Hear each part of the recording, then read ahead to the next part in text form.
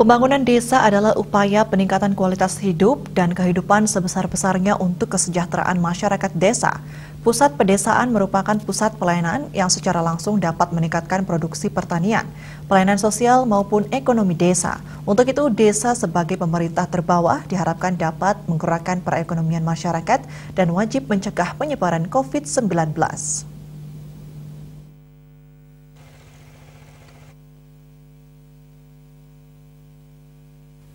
Jika desa kuat, maka negara pun akan kuat.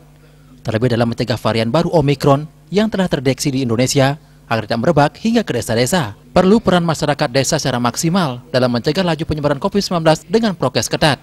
Perbekal Desa Muda, Inyuman Sukoyase mengatakan, pihaknya dalam mengantisipasi pencegahan penyebaran COVID-19, apalagi sekarang telah sampainya varian Omikron di Indonesia dan berharap varian tersebut tidak sampai di Bali. Selain itu, masyarakat harus disiplin menerapkan protokol kesehatan 3M, bahkan 6M, yakni memakai masker, mencuci tangan, menjaga jarak, mengurangi bepergian, meningkatkan imun tubuh, dan mentaati aturan-aturan pencegahan COVID-19. Terkait dengan adanya pandemi global, ya tentunya kita selaku pemerintah desa dalam bagaimana mengantisipasi untuk pencegahan penyebaran daripada namanya virus, apalagi sekarang ada virus baru. Nah, mudah-mudahan virus itu tidak sampai ke desa. Nah, tentunya kami pemerintah desa juga mengharapkan bagaimana masyarakat itu disiplin melakukan 3M sampai 6M.